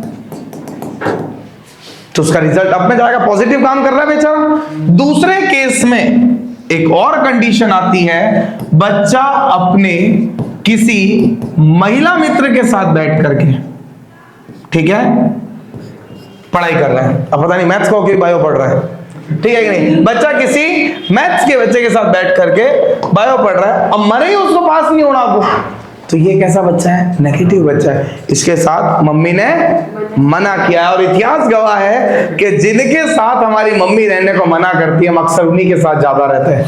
Am I right or wrong? सही, जो मैं सही बोलता हूं बिल्कुल, ठीक है। तो यहां पर अब ये कैसा हो गया? ये तो आइडियल हो गया। ये कैसा हो गया? बच्चा घर नहीं पहुंचा, स्कूल से घर से निकला, स्कूल नहीं पहुंचा, कहीं और से निकला, घर पहुंच गया। बच्चा कैसा? Non ideal. नॉन आइडियल के 2 केस, पढ़ाई कर रहा है बच्चा कैसा? पॉजिटिव, नहीं पढ़ रहा है बच्चा कैसा? नेगेटिव। अरे सही, यस और नो? बात आई समझ में? तो 2 डेविएशन, पॉजिटिव डेविएशन और नेगेटिव डेविएशन। Let's change. यहां देखो, अब देखो पॉजिटिव डेविएशन का मतलब क्या होता है और नेगेटिव डेविएशन का मतलब क्या होता है। एक सिंपल शब्दों में बात करें तो आपके पास जो वेपर प्रेशर है वो अगर आइडियल से ज्यादा है तो पॉजिटिव, अगर वेपर प्रेशर आइडियल से कम आ रहा है तो कैसा, नेगेटिव। एक्सपेक्टेड जो है वो रिजल्ट आ रहा है या उससे ज्यादा आ रहा है तो पॉजिटिव। एक्सपेक्टेड जो आइडियल कह रहा है उससे कम आ रहा है तो नेगेटिव। वेपर प्रेशर किस पे डिपेंड कर रहा था, inter particle force of attraction. Particle force of attraction ज्यादा तो वेपर प्रेशर कम, पार्टिकल फोर्स ऑफ अट्रैक्शन कम तो वेपर प्रेशर, तो यहां पर वेपर प्रेशर ज्यादा तो फोर्स ऑफ अट्रैक्शन कम, वेपर प्रेशर कम तो फोर्स ऑफ अट्रैक्शन। अब अपने को किसके देखने हैं, अपने को AB के अट्रैक्शन फोर्सेस देखने हैं। मैंने बोला वेपर प्रेशर क्या हो रहा है, बढ़ रहा है, क्लियर है। That means the force of attraction between AA and BB is stronger than AB। AA और BB के फोर्स ऑफ अट्रैक्शन स्ट्रॉन्गर थे AB से, इसका मतलब AB के अट्रैक्शन फोर्स कैसे थे, तो AB के अट्रैक्शन फोर्स जो मैंने सॉल्यूशन बनाया उसका अट्रैक्शन फोर्स कैसे, वीक। तो जब अट्रैक्शन फोर्स कैसे, वीक, अट्रैक्शन फोर्स कैसे, वीक, तो बॉयल जल्दी होगा तो इसको हम लोग क्या बोलेंगे, बॉइलिंग पॉइंट। आपका वेपर प्रेशर बढ़ जाएगा जबकि अट्रैक्शन फोर्स क्या हो गया, ज्यादा। क्लियर हुआ ये पॉइंट पूरा, ठीक है। अब यहां पर डेल्टा बी मिक्स, इसके बाद इसके मैंने डिफरेंस डाले नहीं क्या इसके अंदर, मैं बता देता हूं। यहां पर अगर बात करें इस केस के लिए आपके पास डेल्टा बी मिक्स भी क्या होगा, greater than 0, delta H mix भी क्या होगा, greater than 0। Force of attraction AB के क्या हो जाएंगे, वीक, या AA और BB के क्या हो जाएंगे, ज्यादा, ठीक है। हम लोग क्या करेंगे, ऑब्जर्व्ड बॉइलिंग पॉइंट जो हमें होगा वो कम होगा किससे, थ्योरेटिकल बॉइलिंग पॉइंट से। हम लोग ऑब्जर्व जो कर रहे हैं, हम लोग थ्योरी में लिखा था ये 100 पे उबलेगा, ये तो अट्रैक्शन फोर्स वीक हो गए, ये तो 80 पे ही उबल गया। मैं 100 पर इसका टेम्परेचर करके चला गया, ये कितने पे उबल गया, 80 पर, तो 100 पर क्या हो गया, ज्यादा उबल गया। ज्यादा उबला तो क्या बन गई, ज्यादा वेपर बन गई, और ज्यादा वेपर बनी तो वेपर का प्रेशर भी क्या हो गया, इसका ज्यादा हो गया। दैट मींस पॉजिटिव डेविएशन आया, थ्योरेटिकल वगैरह। इस केस में क्या होगा, डेल्टा बी मिक्स क्या हो जाएगा, less than 0, delta H mix क्या हो जाएगा, लेस देन 0। मैं ऑब्जर्व जो बॉइलिंग पॉइंट कर रहा हूं वो ज्यादा है किसके कंपैरिजन में, थ्योरेटिकल बॉइलिंग पॉइंट के कंपैरिजन में। अब मेरे साथ कैसी दिक्कत हो गई कि ऑब्जर्व जो बॉइलिंग पॉइंट है, मैं सोच रहा था सॉल्यूशन 100 पे उबलेगा, ये तो 120 पर जाकर उबल रहा है, तो 100 पर कम उबल रहा है, कम उबल रहा है तो इसकी वेपर कम बननी, तो वेपर का प्रेशर भी, और आ गई बात, बॉइलिंग पॉइंट से तो अपोजिट था। यहां तक समझ में आया, क्लियर है। The partial pressure of A and B of the each component A and B is lower, ये हम लोगों ने पढ़ ही चुके हैं, हायर वगैरह ये सब देख चुके हैं। अब ये देखो, ये ग्राफ है आइडियल का ग्राफ, देखिए इसमें कैसा है, ठीक है। इन नॉन एग्जांपल दे रखे, मैं एग्जांपल की ट्रिक बताऊंगा जिससे आप याद कर लोगे। चलिए नेक्स्ट अगर हम लोग इसकी बात करें तो यहां पर हम लोग आ रहे थे आइडियल और नॉन आइडियल। ये जो लाइन आपको स्ट्रेट लाइन दिख रही है ना येलो वाली, ये आइडियल की है। अगर डेविएशन कैसा, पॉजिटिव, तो मैंने क्या बोला, वेपर प्रेशर ज्यादा होगा। और आइडियल की लाइन ये रही, वेपर प्रेशर इससे थोड़ा उठ के आ रहा है ऊपर, ये वाली लाइन किसकी है, पॉजिटिव डेविएशन की, ठीक है। यह लाइन किसकी है, पॉजिटिव डेविएशन की। अपन एक बार देखते हैं इनको, ठीक है। यहां देखिएगा, कुछ देखो क्या डिलेट हो रहा है, तो कुछ हुआ क्या डिलीट, नहीं कुछ नहीं हो रहा, छोड़ो, ठीक है। यहां से देखिए तो ये किसका, आइडियल की लाइन, स्ट्रेट लाइंस किसकी, आइडियल की, बट वेपर प्रेशर थोड़ा सा ऊपर उठ के जा रहा है, ठीक है। अगर नेगेटिव डेविएशन में वेपर प्रेशर थोड़ा सा नीचे की साइड आएगा, क्यों, क्योंकि वेपर प्रेशर कम होता है, यहाँ वेपर प्रेशर ज्यादा। ये ग्राफ किसके बीच में है, वेपर प्रेशर और मोल फ्रैक्शन के बीच में। ये ग्राफ आपको याद होने चाहिए। कैसे होता है, मैं ग्राफ को प्रॉपर्ली बना के बताता हूं। P ये हो गया x से इक्वल टू 0 और xb इक्वल टू 1, यहाँ x से इक्वल टू 1 और xb कितना हो गया, 0। तो जब xa बढ़ेगा तो P डैश a किसके बराबर, P not a x a, और यही तो राउल्ट कहता था P dash a is directly proportional to x a। तो जो राउल्ट को फॉलो कर रहा है वो x से बढ़ेगा तो P डैश a भी बढ़ेगा। तो ये जब x से बढ़ता है तो P डैश a बढ़ता है, जब x से घटता है तो P डैश b भी घटता है, और दोनों का वेक्टर सम PS को बताता है। अब अपन क्या कर रहे हैं इसको, अगर पॉजिटिव डेविएशन है तो वेपर प्रेशर जो आइडियल का था इससे थोड़ा सा ऊपर जाएगा, जैसा ये ग्राफ बना रखा है, ठीक है। ये देखो यहां से दिख रहा भी है ऊपर। जब नेगेटिव डेविएटेड होगा तो हम लोग कलर चेंज कर लेते हैं इसका, तो ये रेड कलर से जो मैंने बना रखा है नीचे की तरफ जाएगा, जैसा कि ये वाला ग्राफ बना रखा है, इसको मिटा देता हूं। ये देखो नीचे की तरफ चल रहा है, आइडियल लाइन से नीचे वेपर प्रेशर कम शो कर रहा है। नेक्स्ट, समझ में आया ये कैसे है? स्ट्रेट लाइन क्यों है? प्रोपोर्शनल। तो ये किसका ग्राफ हो गया? आइडियल का। ये नेगेटिव और ये पॉजिटिव, दोनों ग्राफ्स आपसे पूछे जा सकते हैं। ये मैं सारा कुछ अपने टेलीग्राम चैनल पे डाल दूंगा, क्लियर है? जिन्होंने अभी तक टेलीग्राम चैनल नहीं कनेक्ट किया हो, मेरे डिस्क्रिप्शन में है उसका लिंक, उसके अंदर सारे नोट्स मिल जाएंगे आपको, अब तक जितने भी हो, कोई छूटा हो भी है तो उसको कनेक्ट जरूर कर लें आप लोग, ठीक है? नेक्स्ट, ये पॉजिटिव और नेगेटिव डेविएशंस के सॉल्यूशंस के एग्जांपल्स हैं। यहां ध्यान रखना, पॉजिटिव में मतलब क्या और कौन आएगा? यहां देखो, मेथनॉल, अल्कोहल, यहां देखता हूं, अल्कोहल, वाटर और CS2, ये कैसे डेविएशन शो करते हैं? पॉजिटिव, ठीक है? और अगर एसिड कोई भी है और एसीटोन, ये कैसे शो करते हैं? नेगेटिव। देखिए कैसे, पॉजिटिव कौन है? वाटर, अल्कोहल और CS2। वाटर के साथ ethanol, ethanol is an alcohol. Chloroform के साथ वाटर, वाटर के साथ क्लोरोफॉर्म। एथेनॉल, अल्कोहल के साथ CS2 या CCl4, ठीक है? अगर इनमें से कोई कंपोनेंट है, अल्कोहल है, वाटर है या CS2 है, ठीक है? या फिर कैसा होना चाहिए? Non polar. नॉन पोलर मतलब CCl4 हो गया, C6H6 हो गया, ये पॉजिटिव होंगे। वहां बात करें तो इसमें कौन आता है? मेनली एसीटोन, और आपके कौन से आते हैं? पोलर, और क्या आते हैं? एसिड्स। मेनली किसको देख सकते हैं? एसिड्स, ठीक है? पहला देखो, HNO3 एसिड, HCl एसिड, और क्या है आपके? पिरिडीन एसिटिक एसिड, ठीक है? मैं बताता हूं आपको कैसे देखेंगे, आपको दिखेगा नहीं यहां से, ये लिखा हुआ है एसिटिक एसिड, क्लियर है? प्लस पिरिडीन, ठीक है? इसका कलर चेंज करने का विचार बनाते हैं हम, डिलीट क्यों नहीं हो रहा है? चलिए, ये रहा, देखा आप, एसिडिक एसिड और पिरिडीन, ठीक है? नेक्स्ट,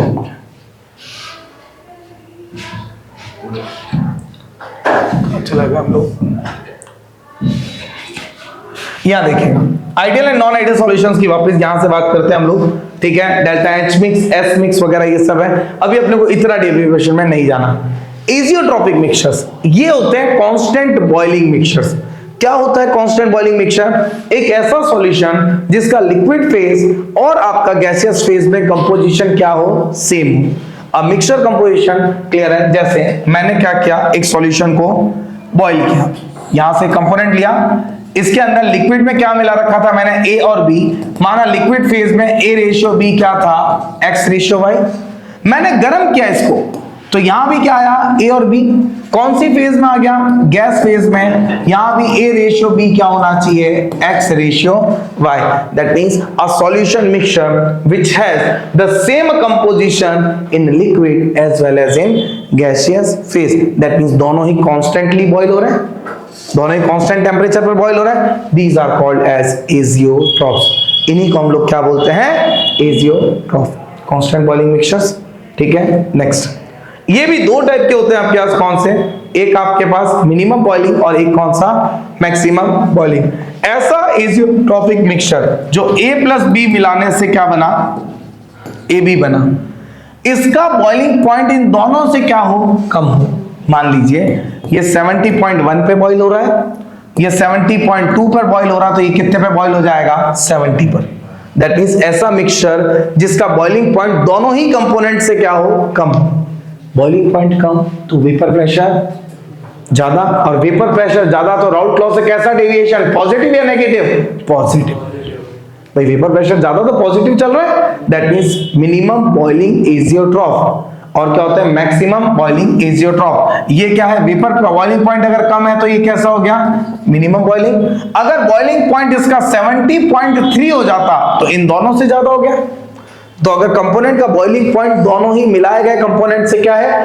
ज्यादा है, ठीक है कि नहीं? तो वो क्या कहलाते हैं? मैक्सिमम बॉइलिंग एजियोट्रॉफ्स, ठीक है? तो एजियोट्रॉफिक सॉल्यूशंस होते क्या है हमारे पास? अगर हम लोग इसको देखें तो ऐसे सॉल्यूशन जो कि आपके पास क्या करें, ठीक है? ऐसे सॉल्यूशंस आपके पास जो कि क्या करेंगे? मिनिमम बॉइलिंग और मैक्सिमम, क्या हुआ यार इसको,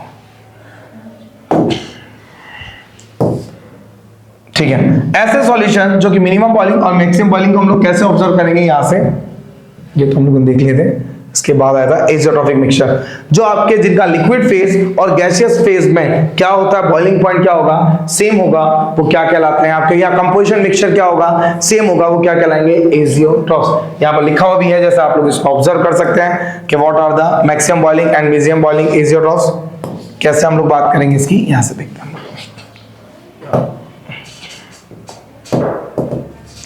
ठीक है, very large deviation from the ideally lead, then those solutions without any change in the composition, जो कि लिक्विड और गैसियस फेज में कंपोजिशन को चेंज नहीं करेंगे। यहां से अगर देखें हम लोग इनको, मैक्सिमम और मिनिमम दो टाइप के देखें। मैक्सिमम का मतलब अगर मैंने क्या किया, ए के साथ बी मिलाया और क्या बना दिया, ए बी, ये एजियोट्रॉफ था। इनका बॉइलिंग पॉइंट इन दोनों से ज्यादा, इन दोनों से इसका बॉइलिंग पॉइंट ज्यादा, ठीक है, तो ये कहलाता है मैक्सिमम बॉइलिंग। और अगर इन दोनों से कम तो क्या कहलाएगा, मिनिमम बॉइलिंग। नाम से ही पता ना, मैक्सिमम बॉइलिंग मतलब मैक्सिमाइज होकर बॉइल हो रहा है, मिनिमम बॉइलिंग मतलब मिनिमाइज होकर के बॉइल हो रहा है। दैट मींस यहां से इसको हम लोगों ने देख रखा है। इसका एग्जांपल याद रखना है, ethanol and water 95% solution, clear है, ये चीज ध्यान रख सकते हैं। इनका बॉइलिंग पॉइंट कैसा होता है, लोअर होता है, उनका बॉइलिंग पॉइंट कैसा, हायर। बॉइलिंग पॉइंट कम तो वेपर प्रेशर ज्यादा, that is positive deviation from Raoult law, clear है। और जब उसमें क्या होगा, negative deviation from Raoult law. Next अगर बात करें इसकी, यहां से factors affecting solubility of a solid in a liquid, ये भी हम लोग चीज देख चुके हैं, ठीक है, कि nature of solute like dissolves like वगैरह में। Next effect of temperature on solubility, ये हम लोगों ने पहले ही देख लिया। रिएक्शन एक्सोथर्मिक है कि एंडोथर्मिक, अगर reaction delta H greater exothermic है, टेम्परेचर बढ़ेगा सॉल्युबिलिटी घटेगी, और अगर एंडोथर्मिक है तो टेम्परेचर बढ़ेगा तो सॉल्युबिलिटी भी बढ़ेगी। नेक्स्ट अगर हम लोग बात करें इसकी, तो यहां से pressure on the solubility, pressure कोई भी सॉलिड्स के सॉल्युबिलिटी पर इफेक्ट नहीं डालता, सिर्फ किस पे डालेगा, गैसियस पे। जितना प्रेशर बढ़ेगा उनकी सॉल्युबिलिटी भी उतनी ही बढ़ेगी। Next and the last topic आता है आपके पास, कॉलीगेटिव प्रॉपर्टीज। हर एक वो प्रॉपर्टी जो किसी भी सॉल्यूशन में सॉल्यूट के नंबर ऑफ मोल्स पे डिपेंड करेगी, वो क्या कहलाएगी, उसकी colligative property. All those properties which depends on the total number of moles of solute या फिर solute particle is called as colligative property। चार colligative properties है, कौन सी, relative lowering in vapor pressure, elevation in boiling point, depression in freezing point, and last one is the osmotic pressure। ये चार क्या है आपके पास, colligative properties है। They are not dependent on the nature of particle, clear है, ये केवल किस पे डिपेंड करती है, नंबर ऑफ पार्टिकल पर, नेचर पे डिपेंडेंसी नहीं रखती है। नेक्स्ट अगर बात करें इनकी, यहां से, ठीक है। अब कॉलिगेटिव प्रॉपर्टीज आती क्या है और कैसे होती है, चार हम लोगों ने कॉलिगेटिव प्रॉपर्टीज पढ़ी, और अब इन कॉलिगेटिव प्रॉपर्टीज को मैं आपको एक और शॉर्ट में बता देता हूं कि कॉलिगेटिव प्रॉपर्टीज होती क्या है।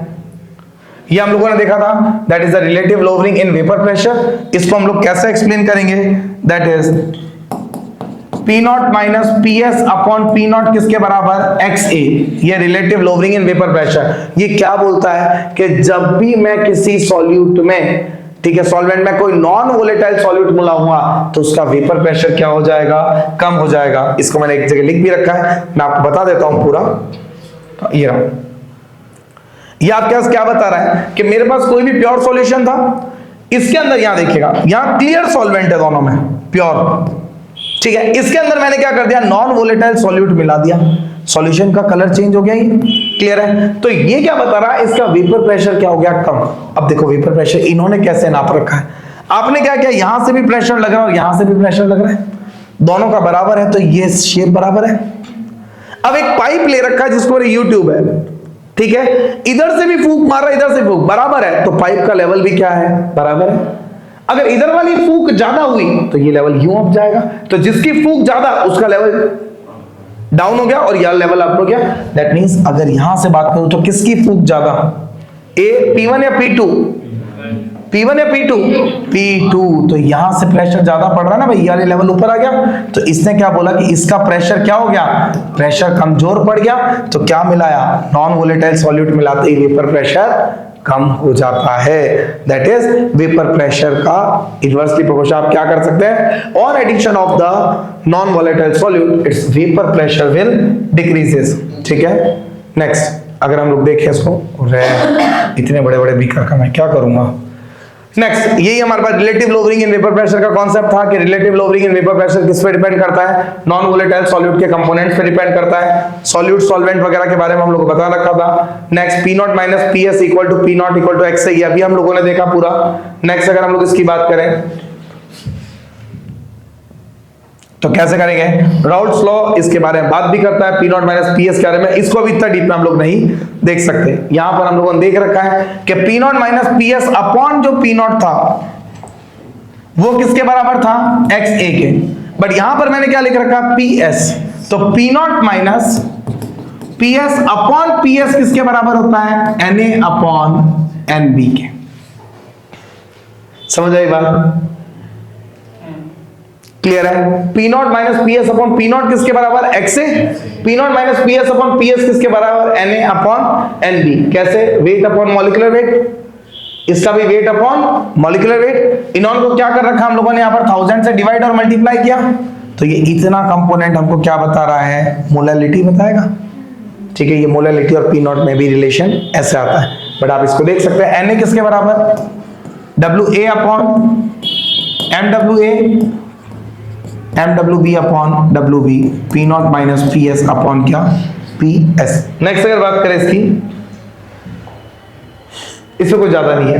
एलिवेशन इन बॉइलिंग पॉइंट, ये क्या बता रहा है कि आप नॉन वोलेटाइल सॉल्यूट को अगर मिलाते हो तो उसका बॉइलिंग पॉइंट भी क्या हो जाता है, बढ़ जाता है। If a non volatile solute is added then the boiling point of solution also increases. और पानी से ज्यादा लेट उबलता है नमक का पानी, क्लियर है कि इसीलिए पहाड़ों पर पानी में नमक डाला जाता है कि जल्दी उबल ना जाए, उबलते ही वो वेपर हो जाएगा तो मेरा सामान पकेगा कैसे, तो हम लोग नमक डाल देते हैं। नमक नॉन वोलेटाइल है। जो लोग ये सोचते हैं कि नमक खाने में डालना चाहिए, क्लियर, ऊपर से नहीं डाल के खाना चाहिए, भाई ना तो नमक आपका ठंडे पानी, जितना ठंडे पानी में घुलता है ना उतना ही गर्म पानी में घुलता है। आप अगर ये सोच रहे हो कि गर्म पानी में नमक ज्यादा घुल जाता है और नमक डिसोशिएट हो जाता है, तो जगत भर के आपके सारे बर्तन पिघल जाएंगे, नमक नहीं पिघलेगा। गेटिंग माय पॉइंट, कोई दिक्कत यहां तक समझ में आई बात मेरी। नेक्स्ट, प्योर सॉल्वेंट सॉल्यूशन में वेपर प्रेशर कम होगा, ये चीज हम लोग इसको हम लोग बाद में आराम से देखेंगे। ये हमको बता रखा है कि कोई भी क्या था, प्योर सॉल्वेंट था। पहली बात तो बॉइलिंग पॉइंट होता क्या है, वो टेम्परेचर जब किसी भी सॉल्यूशन का वेपर प्रेशर किसके बराबर हो जाए, एटमॉस्फेरिक प्रेशर के बराबर हो जाए। मैं एक सिंपल सी बात बताता हूं, आप लोगों ने क्या किया होगा कि घर पर पे कोई भी चीज उबालने के लिए रखी होगी, तो जब भी हम लोग किसी भी चीज को उबालते हैं, क्लियर, तो हमें कब पता चलता है कि वो उबल गई, उसकी भाप निकलने लगती है। वेरी गुड, क्लियर है। ये टबला मैंने रखा, इसको मैंने गर्म किया, इसके अंदर लिक्विड की क्या निकलने लगी, भाप। भाप क्या होती है, वेपर। वेपर का नीचे से लगने वाला प्रेशर क्या, वेपर प्रेशर। और वेपर का नीचे से लगने वाला प्रेशर क्या, वेपर प्रेशर। और ऊपर से लगने वाला प्रेशर कौन सा, एटमॉस्फेरिक प्रेशर। अगर आपको वेपर दिख रही है, दैट मींस वेपर का प्रेशर किसके बराबर हो गया, एटमॉस्फेरिक प्रेशर के बराबर या उससे ज्यादा हो गया, तभी तो भाप ऊपर आई, तभी तो आपको पता चला कि वेपर बन रही है। दैट मींस तो एटमॉस्फेरिक, ये 1 atm लिया, ठीक है, ये लाइन किसकी, 1 atm की। प्योर सॉल्वेंट का टेम्परेचर बढ़ाता गया बढ़ाता गया बढ़ाता गया, वेपर का बनती गई, एक टाइम ऐसा आया इसका वेपर प्रेशर, अरे क्योंकि टेम्परेचर बढ़ेगा तो वेपर प्रेशर भी बढ़ता है। अभी हम लोगों ने देखा क्यों बढ़ता है, टेम्परेचर बढ़ा तो क्या बढ़ रही थी, काइनेटिक एनर्जी, और काइनेटिक एनर्जी बढ़ेगी तो वेपर का प्रेशर भी, तो इस टेम्परेचर पर आकर एटमॉस्फेरिक प्रेशर के बराबर हो गया। हमने बोला ये क्या है, T1। सॉल्यूशन लिया, ये बढ़ाया, ये दूसरा, दैट इज TB। मैंने बोला कि अब क्या हुआ, ये क्यों आया, देखो मैंने प्योर सॉल्वेंट लिया, उसको गर्म कर रहा था, गर्म करने पर वेपर्स बनती जा रही थी, एक पॉइंट ऐसा आया जब वो गर्म हो गया, this is called as boiling point of pure solvent. मैंने इसके अंदर नॉन वोलेटाइल सॉल्यूट मिलाया, अभी हम लोगों ने पढ़ा है कि नॉन वोलेटाइल सॉल्यूट मिलाते ही उसका वेपर प्रेशर क्या हो जाएगा, कम हो जाएगा, तो ये वेपर प्रेशर डाउन में आ गया, डाउन में आती है, डाउन वाले ग्राफ से ऊपर बढ़ेगा तो कुछ आगे डिलेट जाके बॉयल होगा। ये जो डिफरेंस आता है इसी को कहते हैं एलिवेशन का मतलब बढ़ना इन बॉइलिंग पॉइंट, मतलब बॉइलिंग पॉइंट का बढ़ना कब, जब उसमें हमने नॉन वोलेटाइल सॉल्यूट मिला दिया। दिस इज द ग्राफ, ठीक है। Delta TB elevation in boiling point equal to किसके बराबर, KB इनटू M। ये KB क्या है, एलिवेशन पॉइंट कांस्टेंट, M क्या है, मोलैलिटी। क्लियर है। नेक्स्ट,